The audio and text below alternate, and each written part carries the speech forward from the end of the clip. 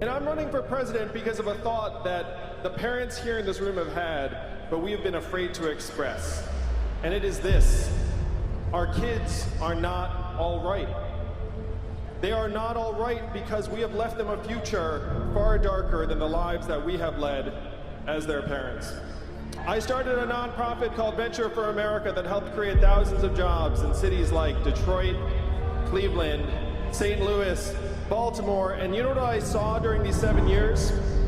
I saw millions of young people who were not starting families, let alone businesses, because they couldn't pay their bills. I saw millions of young people who were buried under a mountain of debt and trapped in their parents' basements. I saw record high levels of anxiety, stress, depression, mental illness, even suicides and drug overdoses, to the point that our country's life expectancy has declined. I am a numbers guy, but you don't need the numbers. You just look around your communities, you see it when you walk into the CVS and the grocery store and you see the self-serve kiosk, you see your neighbors' kids addicted to drugs, you see the headlines where Google and Uber are working on trucks that can drive themselves. These are the real problems that got Donald Trump elected, the fact that more and more of us are feeling left behind. Experts are calling this economic transformation, this period, the fourth industrial revolution. Now think about what $1,000 a month would actually mean in your hands and the hands of your friends and neighbors. It would mean lower stress levels. It would mean fewer arguments with your spouse. It would mean being able to retire with dignity. It would mean not having to choose between car repairs and new clothes for your kids. It's not about the money, it is about what it means to us.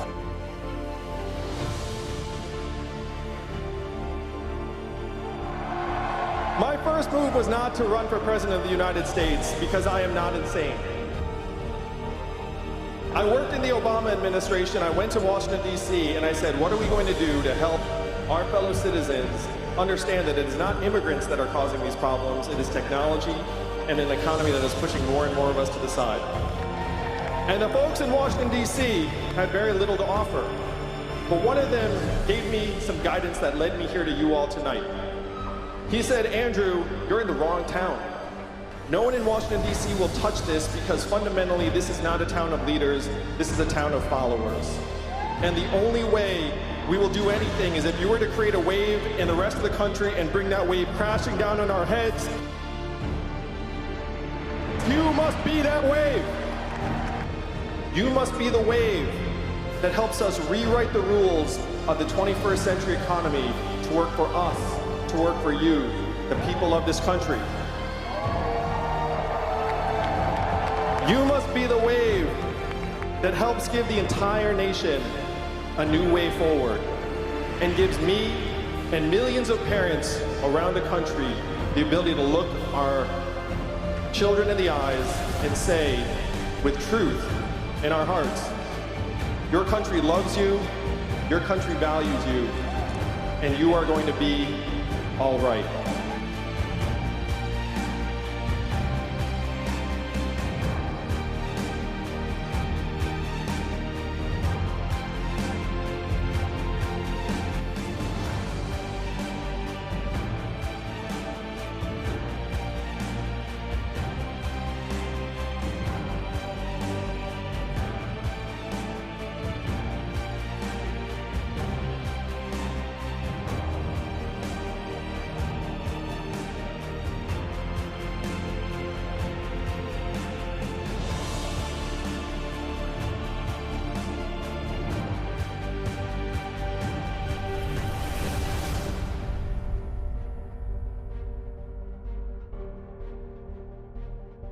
Hello, nerds! This is a very